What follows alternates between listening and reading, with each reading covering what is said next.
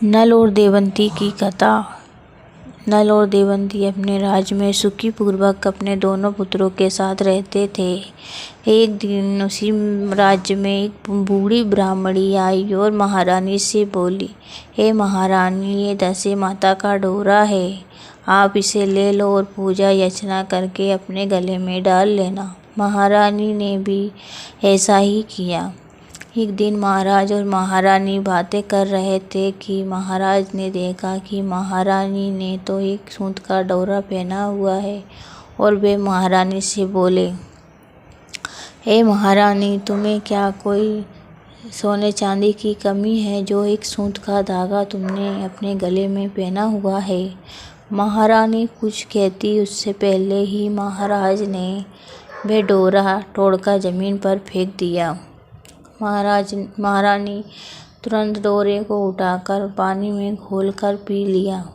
अब महारानी बोली, महाराज, तुमने ये क्या कर दिया? ये दशे माता का डोरा था। और विलाप करने लगी। उसी रात महाराज ने सपने में देखा कि उनके महल के अंदर एक बूढ़ी औरत आ रही है और लक्ष्मी माता घर से जा रही है। तुरंत ही उनकी नींद खुल गई और महारानी से बोले, हे महारानी, आज हमने स्वप्न में देखा कि महल के अंदर एक बूढ़ी औरत आ रही है और लक्ष्मी माता महल छोड़कर जा रही है। अब महारानी ये सब बातें समझ गई और महाराज से बोली, महाराज, अब हमारे राज पर फीका पड़ने वाला है, क्यों ना हमें राज छोड़कर चलना चाहिए। महाराज और महारानी ने अपनी दोनों बहुओं को मायके भेज दिया और राजा के दोनों पुत्रों को दूसरे राज्य में छोड़कर दोनों ही चल पड़े। उन्होंने अपना मन बहलाने के लिए अपने साथ एक पोता ले लिया और दोनों ही चल पड़े। रास्ते में जाते हुए महाराज के दोस्त सेठ का गांव पड़ा। महाराज ने खबर भिजवाई कि उनका दोस्त आया है। सेठ जी के पास खबर देने वाला पहुंचा और बोला, सेठ जी, आपका दोस्त आया है। सेठ जी बोले, कैसा आया है? खबर देने वाला बोला, फटे हाल आया है। सेठ जी सोचने लगे, अगर मैं मेरे घर के अंदर लाऊंगा तो मेरी सेठानी और बहुएं सोचेंगी कि इसका कैसा दोस्त है। इसलिए वे बोला, तुम ऐसा करो, उन्हें बाहर के कमरे में ठहरा दो। अब महारानी और महाराज दूसरे कमरे में ठहरे थे। वहाँ पर एक खूंटी पर सेठानी का नौलक्खा हार टंगा हुआ था। महारानी ने देखा कि सेठानी का हार खूंटी नंगल रही है और महाराज से बोली, महाराज, हमें यहाँ से चलना चाहिए, सेठानी का हार खूंटी नंगल गई है, हम पे चोरी का आरोप लग जाएगा। ये सोचकर दोनों ही वहाँ से निकल पड़े। जाते जाते महाराज की बहन का गांव पड़ा। महाराज ने खबर भिजवाई कि उनका भाई आया है। खबर देने वाला ने बहन को बताया कि तुम्हारे भैया आए हैं। बहन बोली, कैसे आए हैं? खबर देने वाले ने बताया, फटे हाल आए हैं। बहन सोचने लगी, अगर मैं महल के अंदर लाऊंगी तो मेरी देवरानी सास सोचेगी कि इसका भाई कैसा है जो फटे हाल आया है। बहन बोली, ऐसा करना, उन्हें गांव से बाहर पीपल के नीचे ठहरा देना। वह दास बोला, तुम्हें पीपल के नीचे ठहराने को कहा है। अब बहन प्लेट में चावल और दाल लाई और महाराज को दे दी। महाराज ने जैसे ही दाल और चावल को अपने हाथों में लिए, वे कीड़े के समान हो गए।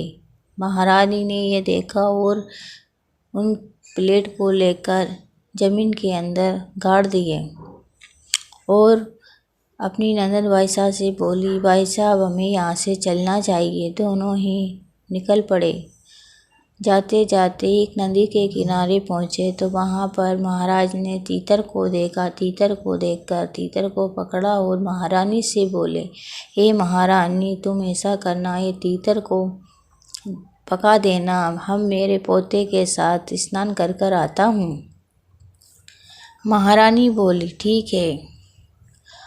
अब आकर बोले महारानी बोली, महाराज जो तुमने तीतर मारे थे वो तीतर हाड़ी से उड़कर चले गए। महाराज बोला, मेरे हाथों से भी पोता नदी में बह गया। दोनों ही विलाप करते रहे।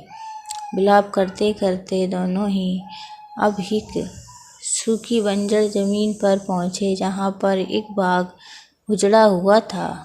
रात हो गई और दोनों ही उस बाग में जाकर सो गए। रात सुबह होते ही उस बाग की मालकिन वहाँ पर आई। उन्होंने देखा कि बंजर ज़मीन पर नए पौधे उग रहे हैं।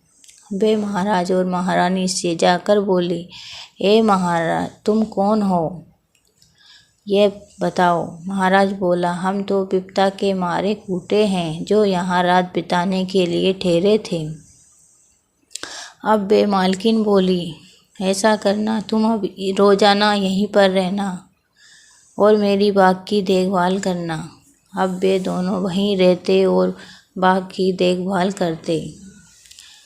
एक दिन सेठ जी महाराज अब कुएं से पानी निकाल रहे थे तो उनके हाथ में एक सूत का धागा और हल्दी की गांठ आने लगी। महाराज जब भी पानी कुएं से निकालते उसमें ऐसा ही बार बार हो रहा था। महाराज बोले, महारानी, आज जब भी मैं पानी निकालता हूँ तो एक हल्दी की गांठ और सूत का धागा आता है। महारानी तुरंत समझ गई और महाराज से बोली, महाराज, इस बार आए तो मुझे बता देना। अब दूसरी बार महाराज ने जैसे पानी निकाला उसमें वापस से ये सब सामान आए। महारानी ने तुरंत लिया और होली को दिखाकर दशे माता का डोरा पूजा अर्चना करके अपने गले में डाल लिया। तभी एक दिन महाराज बोले, हे महारानी, पास के राजा के यहाँ एक स्वयंवर है, मुझे जाना होगा, तुम मेरे कपड़े धो देना। महारानी बोली, अब हमारी ऐसी स्थिति नहीं है कि कहीं पर जाएं। लेकिन महाराज बोले, भले ही मेरे ऊपर बीका पड़ा है लेकिन दिल तो अभी महाराजों वाला ही है। ये बोलकर महाराज स्वयंवर में पहुंच गए। वहाँ पर बहुत तेजस्वी राजाएं बैठे थे।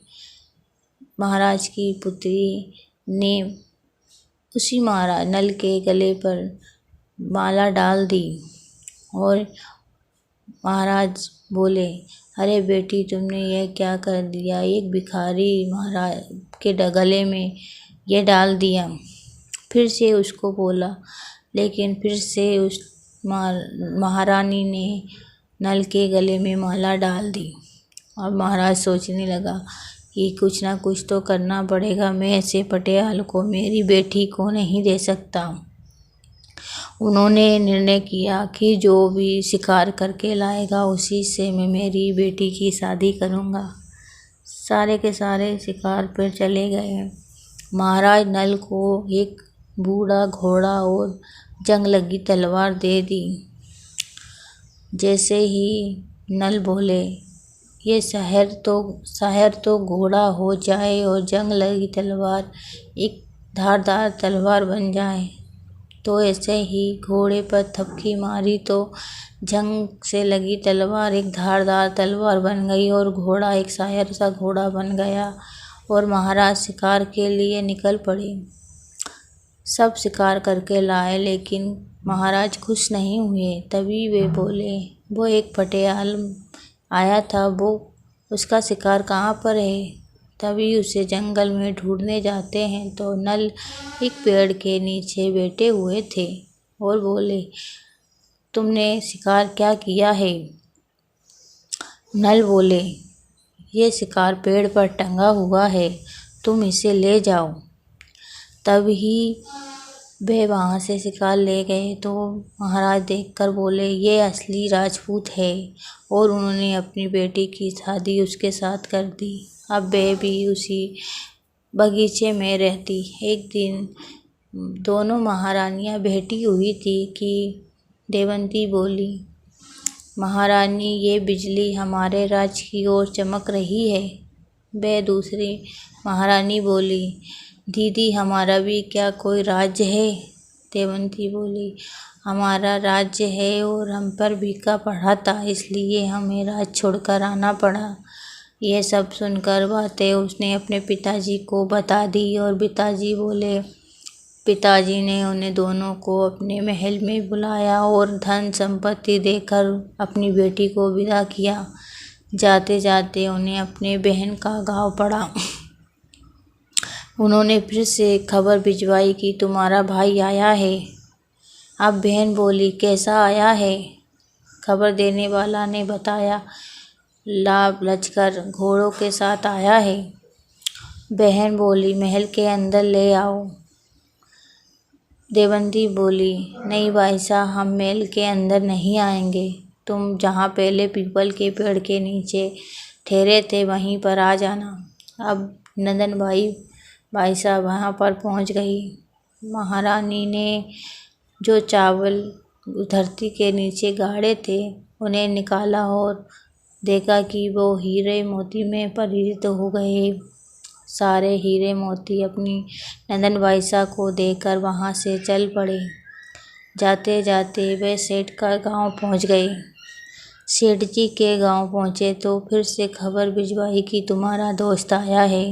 सेठ जी बोले, कैसा आया है? खबर देने वाले ने बताया कि लोभ लचकर घोड़ों के साथ आया है। सेठ जी बोला, अब हमारे घर में ले आओ। लेकिन महाराज बोले, हमें तो उसी घर में ठहरना है। अब सेठ जी हलवा पूड़ी भिजवाया है। देवंती ने हलवा उस कुटी के आगे रख दिया। कुटी ने हलवा निगल लिया और हार को बाहर निकाल दिया। यह देखकर दोनों वहाँ से चल पड़े अपने महल के ओर। रास्ते में लाभ लचकर देखते हुए एक नागरिक ने महल में सूचना भिजवाई कि हमारा महल में राजा तो है ही नहीं, न जाने कौन सा राजा हमारे महल पर हमला करने वाला है। और इसी ने महाराज ने खबर भिजवाई कि उनका महाराज आया है। सब ने महाराज नल का स्वागत किया और वह राज फिर से हरा भरा खुशहाल बन गया। नल और देवंती की कथा।